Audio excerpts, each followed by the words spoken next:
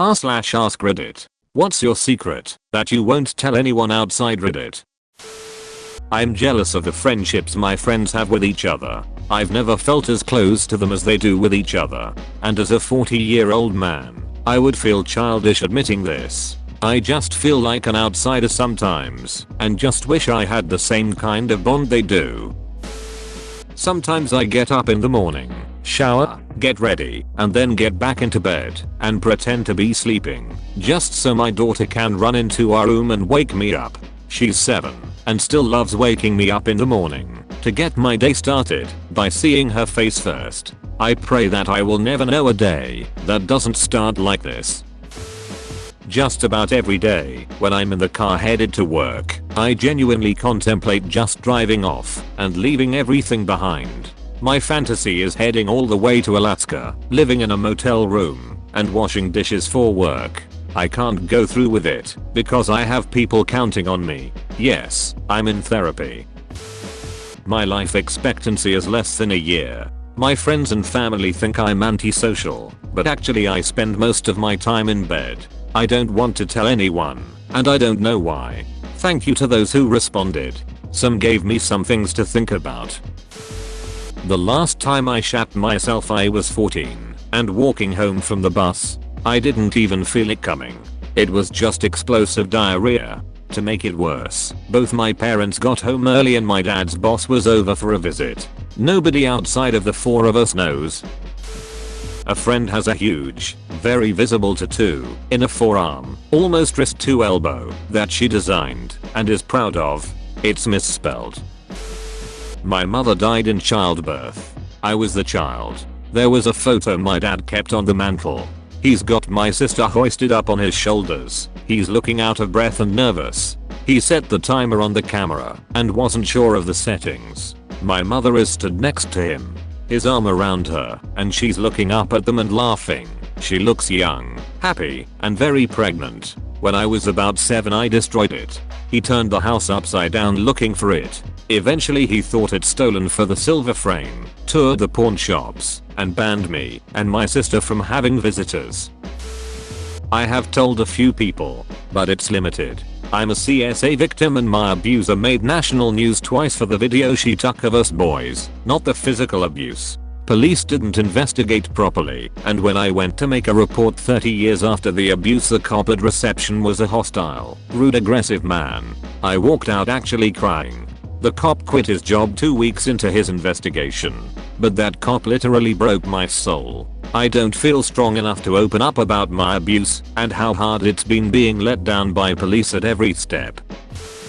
I read a lot. I wake up as early as 4 to 4:30 am so I can read or even stay up super late. Not just because I like it a lot, but because it keeps me from thinking intrusive thoughts ever since my mother died 5 years ago from cancer.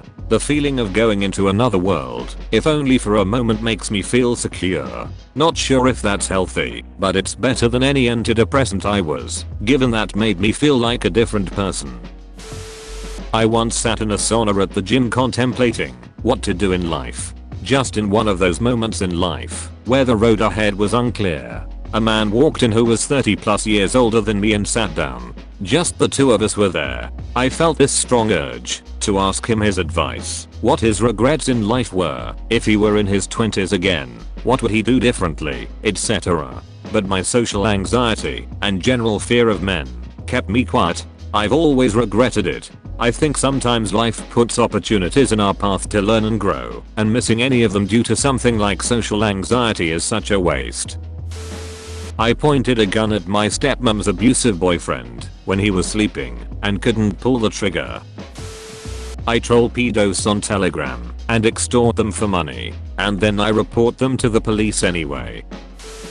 When I was training for a marathon I was out for a run and had sudden onset GI issues. I ran behind a bush on someone's lawn and had perhaps the largest shit of my lifetime. It was early morning. Nobody saw me. I had to run home with squidgy shit and the worst swass of my life. I threw out my shorts and shirt and had a shower.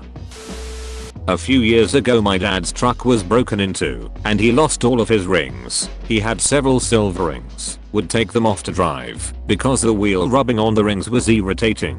Forgot them in the truck one day and they were all stolen. My dad is not the type to accept gifts, especially if it's a replacement for something that was lost due to his own error.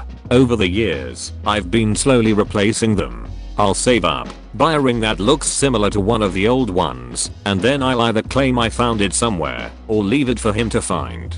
I replaced 2 by pretending I found them in the snow while out shoveling. Months later I left one outside our front door for him to find. It makes him so happy every time one is found. I hope he never finds out I'm the one leaving them, lol. Back when we were dating, my wife found out I'd never had a surprise birthday party before. She really wanted to throw one for me, which I was okay with. Only one problem, it never worked. She'd try almost every year, try throwing surprise parties for other occasions. Each time, as she was planning stuff, I'd pick up on some discrepancy in her cover story, or pick up on something that a friend said, ask about it, and she'd be unable to cover it. Then finally, after years and years of this, she pulled it off. She was delighted and so proud that she at last managed to surprise me. She's talked about it for years, about how close I came to uncovering it. It made her so happy, and it was a lot of fun. Except what actually happened is I finally managed to be quick enough putting the pieces together to stop myself before I asked about the discrepancy in her cover story. Played dumb, pretended I had no idea, acted surprised when the day came. She will never know. I'm on a diet and I really miss comfort eating. Sometimes when I get desperately hungry I'll chew food then spit it out into a napkin and then chuck it in the bin. In private obviously. That I was assaulted by my stepfather a couple of times when I was 7 to 10 years old. Not even my best friend knows about this. I've kept this for so long. I'll be turning 25 this year. I think I've made the right choice as my brother looks up to his dad as a role model. This is the first time I'm sharing this. I'll be keeping this secret until the day I die. Not even my future husband would know about this. My dad bought me an expensive hideous piece of jewelry when I had each of my babies. I pawned them, but tell him they were in a box that was stolen out of my storage unit. I felt guilty about it until I remind myself he kicked me out a couple months after turning 18. Came home to all my things in the driveway and all the locks changed. And I'm an only child. He's lucky I even speak to him still. I pooped in my pants at school once. I pooped in the public shower on a school camping trip. Had to pick it up with my hands and put it in my sock and threw it in the bushes later. Everyone immediately was like, oh, what smells like shit? Did someone shit? I was dead silent. I work in a front-facing role where I interact with customers, subcontractors and clients for 12 hours a day. I'm chatty, full of energy and I get on with everyone. But outside of work, I have no friends. The one friend I had has moved away, and we speak very rarely anymore. Sometimes I tighten jar lids and ask my husband to help me open them. Or I'll push something just out of my reach. If it's on a high shelf then ask him to grab it for me. I love when he helps me, and I know he loves to do small things for me. I'm a drug addict, and I'm drinking at work as I type this message. I'm not into alcohol, but it's something to fill the void when I'm at the office.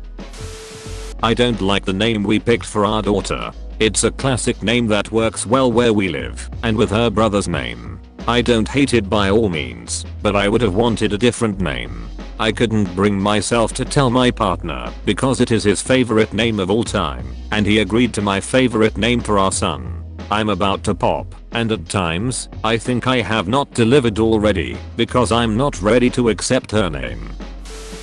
I've tried to off myself several times before. I have letters hidden everywhere to my husband and my kids and my mom and siblings. I started Zoloft because of it. I had developed a panic disorder about 3 years ago and no one would take me seriously when I would try to talk about it, other than my husband. I started Zoloft for my anxiety, but in reality I started it so I would stay alive for my husband and my children. And it's been 4 months in, and the past 2 weeks I've actually felt happy, like excited about living instead of the opposite. I have written a script that automatically generates new Google Voice numbers, emails, and various social media profiles to harass all the people that bullied me in high school and those who sexually assaulted me 20 years ago. If they block the number, a new number is generated and calls them every 5 to 60 minutes randomly. Email wise, they get flooded by infinitely generated emails regarding bullying and sexual assault that they have to manually block. Jehovah's Witnesses, Mormons, Scientologists, and a bunch of other people knock on their door all the time, since they are signed onto their lists. Once a year I'll update the information in the script if they move or change their number, but this will continue to happen to them until they die. I had an idea to contact their spouses and kids and show them all of this, but decided against it because they were not at fault for any of this. I'm in love with my best friend. I told her 2 years ago that I wanted to take her on actual date, and she told me she just wanted to be friends. After that it was a couple weeks of her not really talking to me, and then unfortunately she had an accident. The accidentally resulted in problems partially impacting both long and short-term memory. I didn't ask if she remembered our conversation, and we more or less went back to the way things were, other than her telling me the same adorable stories over and over again, multiple times a week. I lost my virginity to the woman that was hired to babysit my younger brother. She was 22, I was 15. I'm almost a millionaire. Most of my family thinks I'm barely making it. I make 40k a year, but I invested wisely. I hired a prostitute once. No sex had or wanted. She was surprised. I just wanted someone to talk to freely. Therapists in my area never called me back, so I got mad and got it done that way. She had an easy night, lol. She was actually a cool person once the dust settled and we figured it out. My male friends would be disappointed I didn't bang her, and my female friends would be revolted. Duck all of them, I'm gonna be me. Soon after my ex-wife and I separated, 2 women very close to her also divorced from their respective husbands. I've hooked up with both, separately. Not that I went after them for revenge against my ex-wife. Our separation was very amicable. In both cases it just happened naturally, long-time friends going through similar times and finding comfort in each other. But I think it would hurt everyone if it would come to their knowledge. This is horrible, and I can't believe I'm going to say it. My mom's longtime boyfriend was a raging alcoholic who was extremely verbally abusive. He made me fix his drinks from the time I was 15 to 30, and every single chance I got I spit in it. Also on 2 separate occasions, when he brought up my dead dad who committed suicide saying horrible things about him, I poured out half his whiskey and replaced it with my piss, and he drank every drop. No one knows except my husband who helped me hold the bottle, so I wouldn't spill my piss everywhere. Thank you for watching. Don't forget to like and subscribe.